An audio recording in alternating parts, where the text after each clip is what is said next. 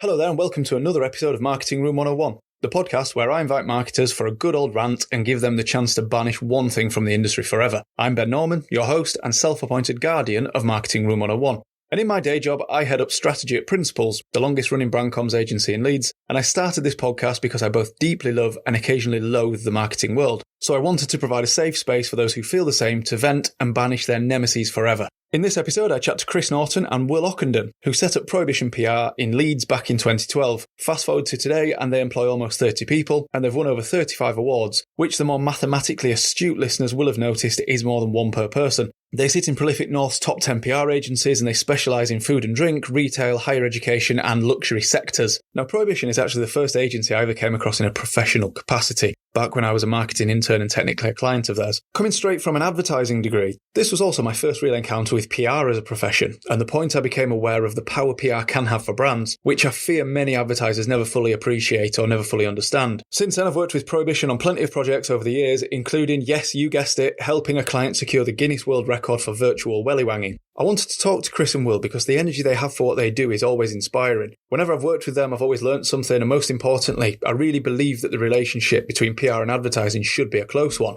Because if done right, they can both make each other more powerful and make brands infinitely more visible. So here's my conversation with Chris and Will. Will and Chris, welcome to Marketing Room 101.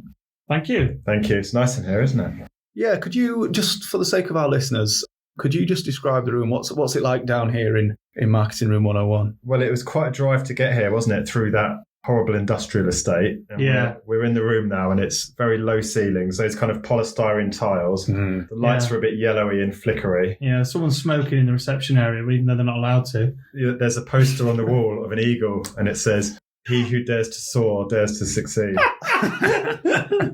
And we're next door to Europe's largest haulage company, so and there's a hot dog stand just outside. And if I peer through these sort of yellowing blinds, I think I can see an Undertaker's as well out there.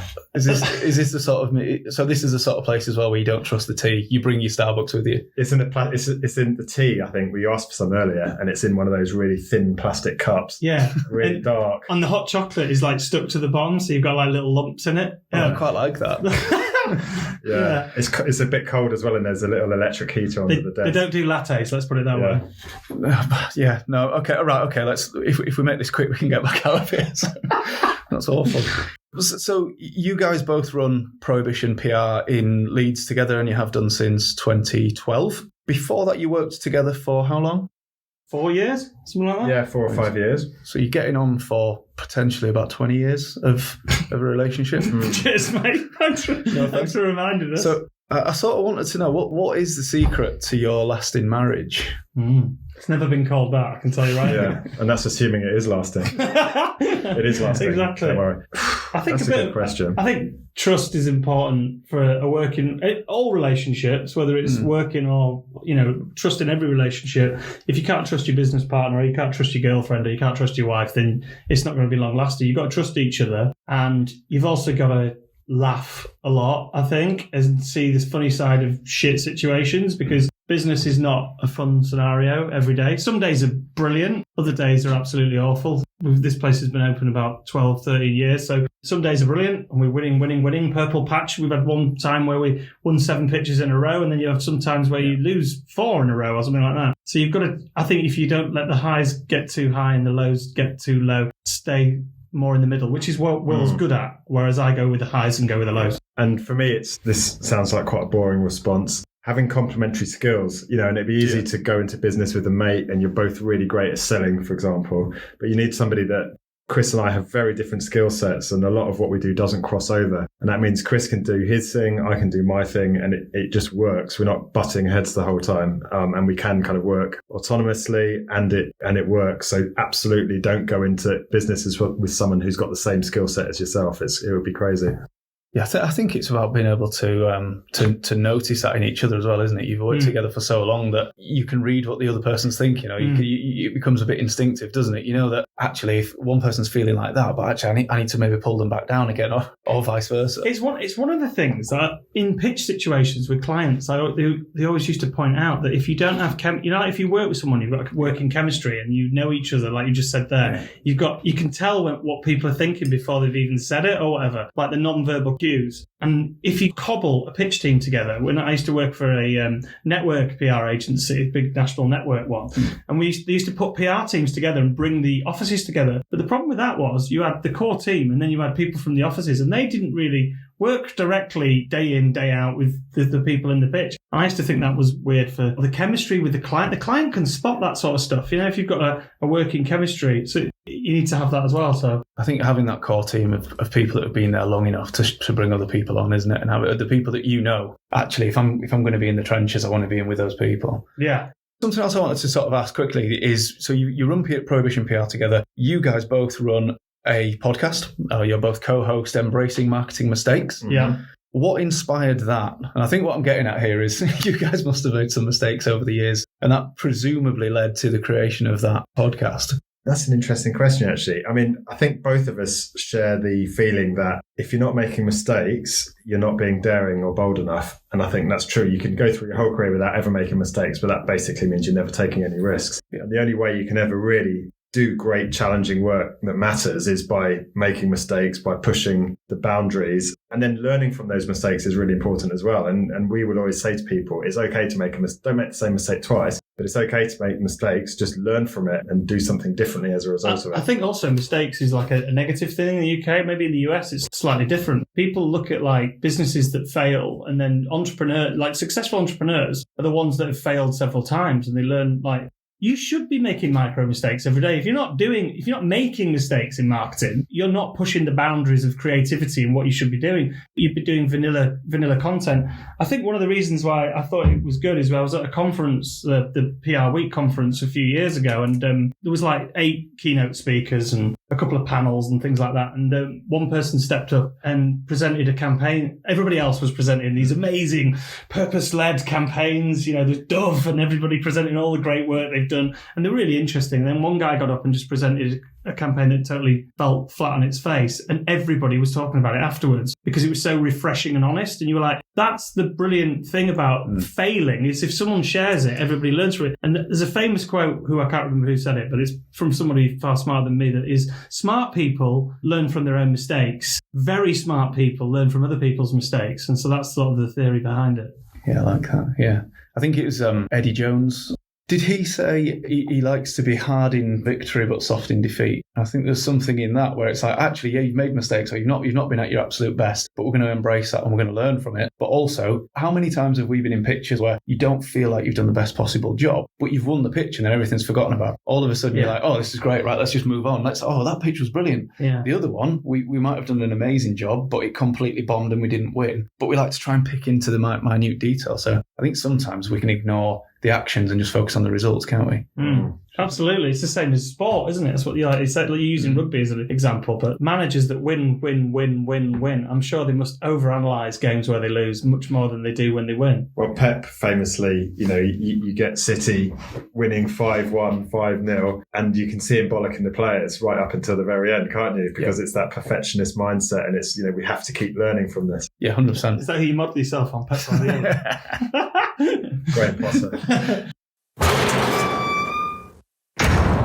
So you guys are both here because you want to banish something from the marketing industry forever. You want to put it down here in Marketing Room 101 in this industrial park. What would do you want to get rid of, Chris? Oh, this was so difficult, because there's so many things that I would like to get rid of. I've got a couple of things, and I'll raise. There's one throwaway here that you'll know what I mean. You can have a dishonourable mention. Yeah, I'll have a couple of dishonourable mentions then. Yeah. Meetings that could be an email. Yep. Definitely get rid of them. Like the ones where people want to hold a meeting and then you have a meeting for an hour and a half and you get to the end of it and you think you could have sent me an email there and that would have dealt with the situation straight away.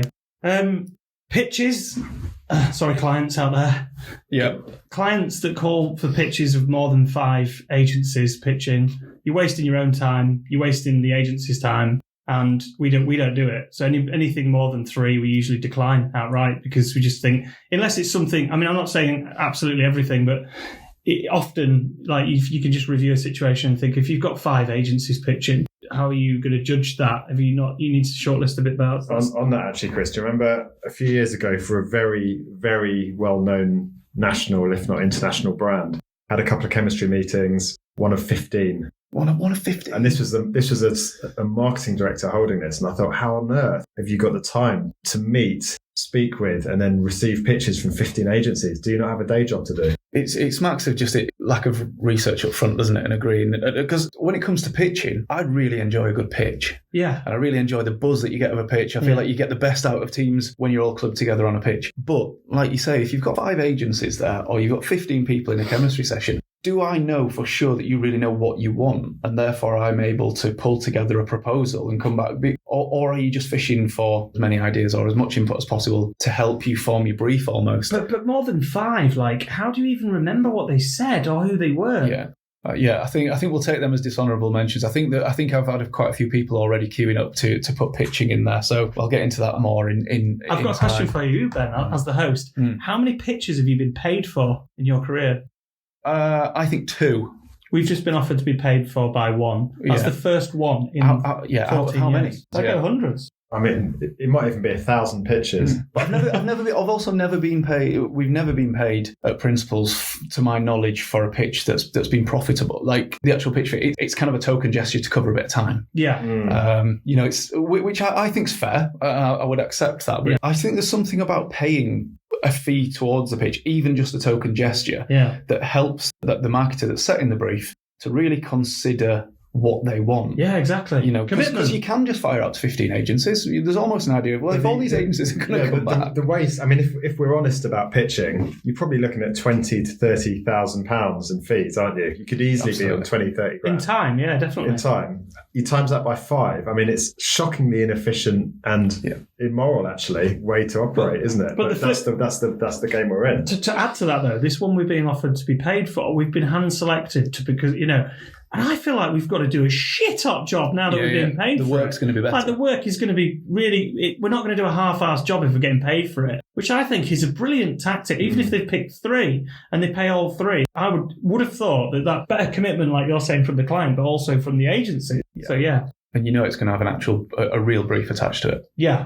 Okay, so what would you like? So they're your dishonourable mentions. We've got meetings that could have been an email, and we've got pictures. They're on there. They're in limbo. Well, ours are combined here. And the first bit of this thing we'd like to throw away is fake social media followers, buying Instagram followers, buying TikTok followers, buying Twitter followers, fake bots, basically. I wish that they didn't exist. They ruin social media. They're one of the things that have driven disinformation, misinformation all over the internet. Like whether you're watching the American election or you're watching hacking going on, 90% of it is done and then fed by bots on social media. So from a world marketing view, I'd love it if they could get rid of fake influencers, fake social media followers. Will's got something else to add to that, don't you? Yeah, well, and landing that in a kind of a practical level in terms of how it impacts us. We do an awful lot of influencer relations and influencer marketing at Prohibition, and working with influencers is brilliant. There's some amazing influencers out there with highly engaged audiences. They can drive real demonstrable return for brands.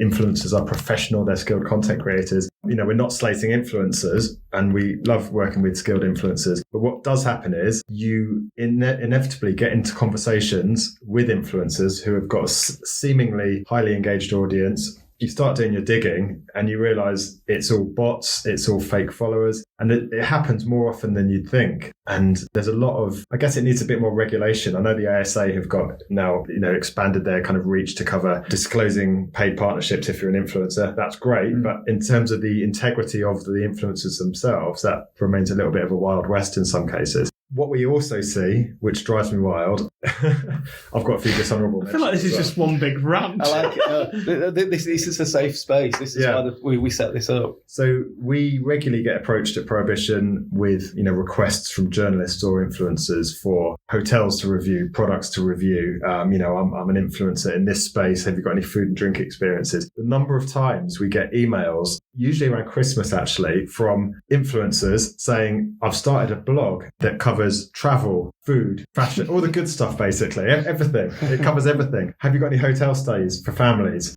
Have you got any gin and champagne products I can try? And they're just begging it. They're just begging it. And it's, some of them have explicitly said, I want a week's holiday in the sun for a family of 5. Oh, yeah. And it's like, do you think we're stupid? None of them are wanting to review bleach and toilet roll, are they? No. Well, that's probably, that would probably be quite a good thing to go to them with, wouldn't it? You know, and legit influencers don't necessarily operate like that. They will be much more professional. They'll give you full, they realise it's a quid pro quo, you know, and yes, in effect, you're buying their influence, which is how it should operate. But yeah, there's a lot of influencers who will just ask for stuff, basically. I've got no idea whether they get it or not. It must work for more power to them if they're getting a week's holiday. I think you try it on. I think they try it on. To be fair, I've seen some journalists like do that before. Though I work at the Telegraph. I'm looking to get a 2-week holiday in Dubai, and I've seen people put stuff like that out. I very specifically want to do a review on a 2-week trip in Dubai for a family of 5. Yeah, exactly. In this specific area on Tuesday, the 24th of December. Yes.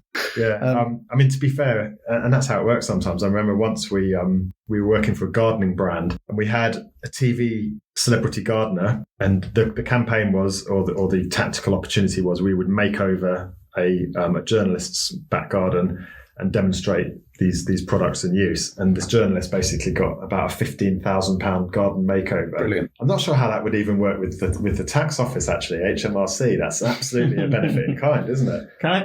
This was about 15 years ago. It feels like... I remember it. Don't say a specific date or publication. Yeah, I won't be specific because I know the journalist is still a journalist. I've got a lovely garden. Yeah.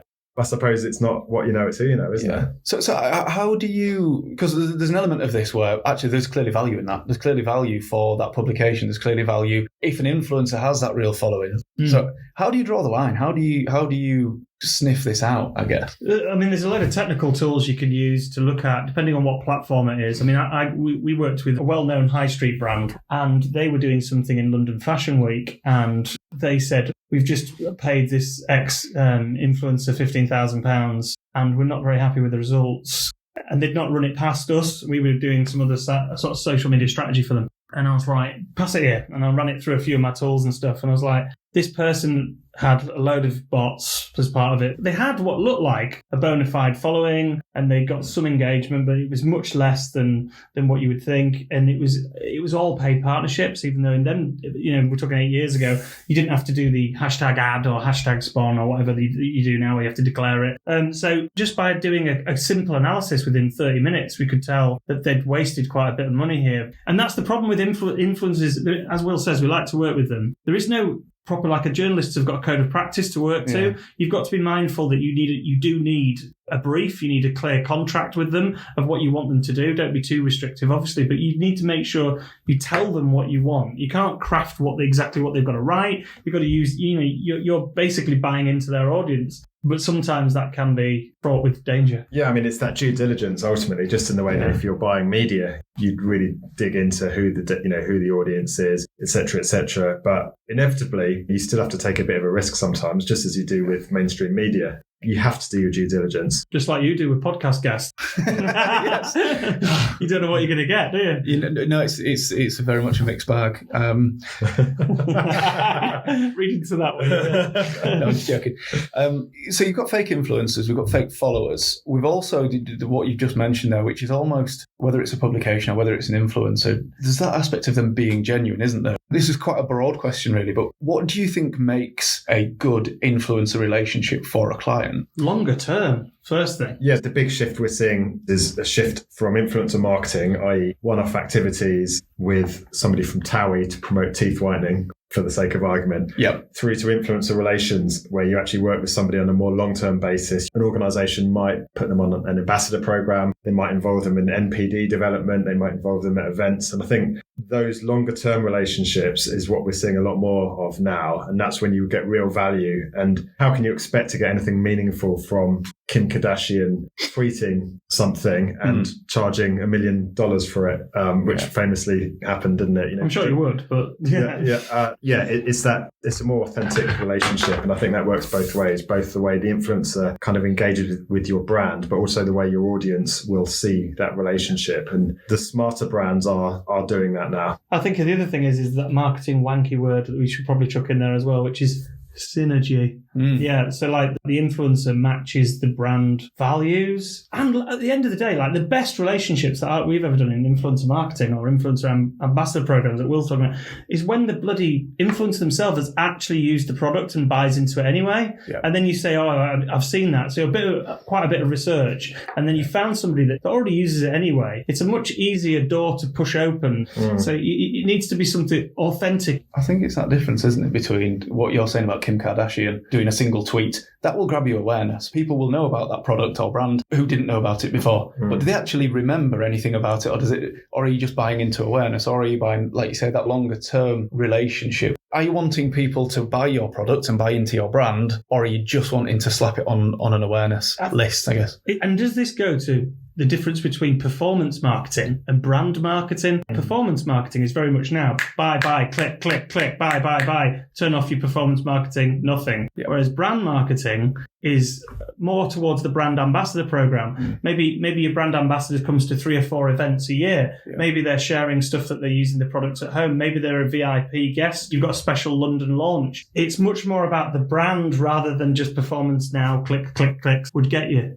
You'd mentioned about chopping and changing all the time, and actually build up a longer term relationship rather than throwing someone else in all the time. Because logically, you think, well, we'll access a different audience every single time. That's almost to assume that those 200,000 followers that one person has are immediately hooked on your brand and now buying it forevermore because you put one tweet out with them. Whereas it's the example I would come to is, if you think of George Clooney's relationship with Nespresso or any other famous long-term partnership of a celebrity with a brand, I almost think working with influencers, we can learn from what broadcast brand building advertising's done over the years. We know that sticking with George Clooney is the best thing to do. We know that he becomes synonymous with that brand. We know that over time, when people see that ad, they immediately go, that's Nespresso. Whereas if they'd have gone George Clooney in one ad, then thrown Brad Pitt in, then thrown someone else in, and it wouldn't have that compound interest of that relationship. So I say bring back Howard from Halifax. That's what Brilliant. I say. Yes. You're right, because it's the consistency of how many touch points. It's supposed to be 9 touch points in the B2B relationship before somebody buys, where it's 7 with the consumer. So that one update or whatever you see is not going to make you buy something. Whereas if you see 7 different versions of George Clooney on speedboats driving around drinking espresso,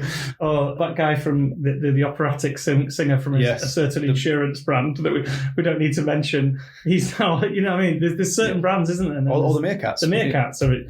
So you guys are going to commit to Marketing Room 101. Fake bots/fake followers. We'll wrap it up as that. And influencers that utilize those for their own personal gain so they can get a trip to Dubai for 2 weeks. Now, is there anything you'd like to take with you when you go? Is there anything you'd like to take back into the industry that you think has died? I've thought about this. I'm old school, right? I mean, I've been in this industry for too long and I feel like the grey hairs are kicking in now.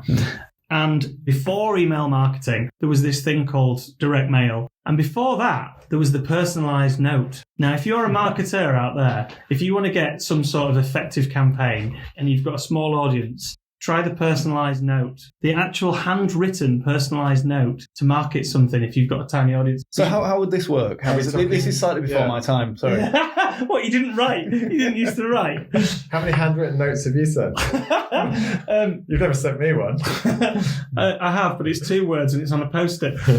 Does it begin with F? Yeah, it begins and ends with F. I mean, the handwritten note, like the example, we had somebody on our podcast with behavioural science, and he said, I'll give you an example. He said that there was somebody that wanted to live on a row of houses. It was a particular street in a particular city, right? There was only 25 houses and none of them were for sale, and they really wanted to live on that road. So the person that wanted this, and this part of the study as well, they then wrote a handwritten note and posted it through every single house, expressing their interest in buying a house and would they be open to a conversation conversation. But because it was handwritten to that particular person, they got, I think it was something like 7 inquiries for a second chat. And then at the end, they got 3 different houses that were allowed to offer on, and they bought a house on the street. So my point is, they could have just given up from the outset. They could have sent 25 emails, and I don't think that they got many replies. Yeah. But a personalised handwritten note feels like an extra level of authenticity, an extra level of time and effort that's gone into it. I think, right, it's sort of clicked now. Is it the perceived effort bias or something? Yeah, that's right, yeah. Which is essentially, you've written that by hand, which means you care more, which means I'm more likely to read it and listen rather than screw it up. Exactly that. And if I ever send any direct mail out to particular clients that I really want to work with, I've always instinctively made a point of handwriting a compliment slip rather than sending a printed out. It works, doesn't Word it? doc, because it is more personal. So, right, I'm with you. Okay. Yeah. We're bringing out the personal notes. Well, because people don't ring people and people don't write personalised notes anymore. Everybody's scared to communicate. Yeah. William? I'm struggling with this one. I was gonna don't say the conference phone. Can I give an honourable mention to something? You can, absolutely. Yeah. So this makes me sound really old, but for all the benefits of remote working, I think I still miss the noise and the chaos and the creativity and the random conversations you have that spark ideas that you do get from being in a massive office with lots and lots of people. So I'm not going to dwell on that though, because it makes me sound like some sort of dinosaur. So we'll move on from that. You're absolutely right, because we, as you guys will know, we at Principals do a 4-day working week, but that is in exchange for everybody working in the office when they do work those days, because like you say, being able to come up with ideas. Work in the office? So we all work in the office, right. But we all do a 4-day working week. Oh. So the exchange, obviously that's a balance that seems to work for everybody, but the idea being, if we're trying to bring through new talent, if we're trying to bring through younger people, if you're similar to me, you'll remember when you were coming through, most of what you learn in the gaps between the meetings. Yeah, and I think that's absolutely. And I think there was something so important about that. The main reason why we moved to that was so that we could help to develop those younger people. Yeah. And also, because if you're in a creative environment, it never works in that linear way, does it? Creative people aren't necessarily linear thinkers, so you have to have those tangents. You have to have those random conversations rather than just the planned-in Teams meeting. I've got a question for you then, Ben. So during the COVID period, how did you find junior staff? Because we found that we lost a lot more junior staff because of exactly what you're just talking about. You don't realise how much mentor time you're giving. Junior staff can talk to us whenever they need us. Us being the owners of the business, we've got a flat structure really. Yeah. They can talk to whoever whenever they want. When you're a new starter during COVID and there was just Teams calls, emails, Teams calls, emails, and one call a day that was a fun call, I think it really affected stress and anxiety to just task. They didn't get that bit in between. And so we lost, double, I think, the percentage of staff we'd normally lose in that period. And the other, culture is everything, isn't it, in an agency? Particularly in agencies, actually. When you get the culture right, and guess what? The quality of work's brilliant. People put in the hours, they put in the effort. Everything just flows from great culture. But maintaining great culture in a 100% remote environment is nigh on impossible unless you had a good culture. People will argue it's possible. People will argue you can do it. And I think obviously hybrid is much better than an entirely remote scenario. Yeah. Obviously for some people it will work, but I think you both touched on interesting points. When we went from working through COVID, we did the same as everybody else. We adapted. We went to either an entirely remote or a hybrid model, but we had the same problems. We couldn't retain people as well as we would like. We couldn't keep people as happy as we would like. We couldn't bring junior members of the team through as much as we would have liked to. So we knew that at that point we had to do something, because the amount of time and effort you try and put in to then lose somebody after a year or lose someone after 6 months, and it's just that constant thing. And we found that it was really hard to focus on the business and focus on the things that really matter, because you're spending all your time speaking to recruiters or replacing people or whatever you're doing. So that was actually what inspired the move. It's something that our directors had really wanted to do for years, but I think COVID was that, right, if we're going to do it, we're going to do it now. We're coming out of COVID. We need to retain people. We need to provide a model that helps people to work in the office together, because that's what's going to grow people and grow talent. But trying to employ people 5 days a week in an office now is it's incredibly difficult. It's mad that it's only 4 years ago that was the reality, and now it seems like it will never be like that again. And actually, do I ever want it to be like that again? I probably don't really, because the amount of wasted time on commuting coming in 5 days a week. But there's elements of it I miss, I'm not going to lie, and I think it is that kind of camaraderie, the Friday afternoon, the fact that you can have these very spontaneous conversations that lead to brilliant ideas being formed. I think it was a really difficult time, and I felt really sad for the juniors if they struggled with their mental health, because when I said people left, it's not like we weren't doing our job, because we've kept pretty much everyone we've had recently, but it was like they were leaving the entire industry, and it was just like the task. Even though we tried to make it fun during that period, I just think at the end of the day, a job in marketing, it's not just task.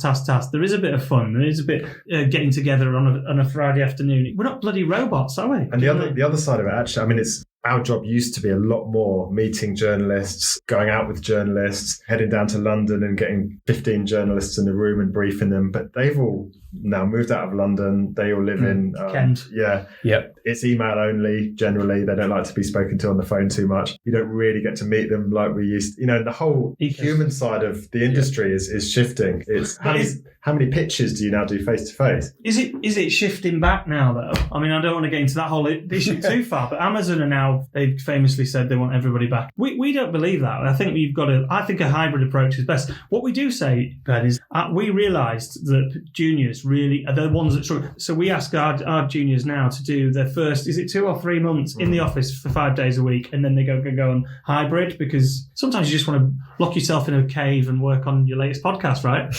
Yes, absolutely. Although to be clear, I do that on my days off. Do you? Just before I get sacked. Is this why your CEO is listening? Yeah. Yes. So definitely on your day off. Yes. So I am going to bring that back. Okay, so we've covered quite a lot of ground. I think we've solved a number of problems, I would say. Yeah. You guys are going to leave here today. You will have left with us fake influencers. Mm-hmm. Mm-hmm. And by that we mean their followers are made up of bots. And bots is also the other side of this. So we're also going to put fake followers in. They're staying here. They're never going to be they're never going to be out of here again. You're going to take with you the personalised note, which is a niche one, but I like it. I didn't see that. I'm going to write Will a personalised note before I go for lunch. I like that. And I'm also maybe going to describe it as your office culture, the office environment. Yeah. Being together in the office. We'll call it office culture. Yeah. And I think that's as good a place as any to finish. Last thing, I suppose, where can people find Embracing Marketing Mistakes? How can they get hold of you guys? How can they find Prohibition? Yeah, prohibitionpr.co.uk is the good starting point for the agency we run. And if you want to find the podcast, you can search Embracing Marketing Mistakes wherever you get your podcasts. We're on Spotify, Apple, YouTube. We've got a big YouTube channel now. So just look for Embracing Marketing Mistakes and try and learn from other people's fuck-ups, which is why we did it. Okay, thank you. Thanks. Can we leave this wretched room now? Yeah, get out. Yes. Go. No, we can't. We bought it. So that was my conversation in Marketing Room 101 with Chris Norton and Will Ockenden. If you enjoyed it, please leave a review wherever you usually get your podcasts. It's apparently really important for reasons I don't understand. It's something to do with algorithms. If you've really enjoyed it, please share it with other people. And if you've hated it, of course, just keep that to yourself.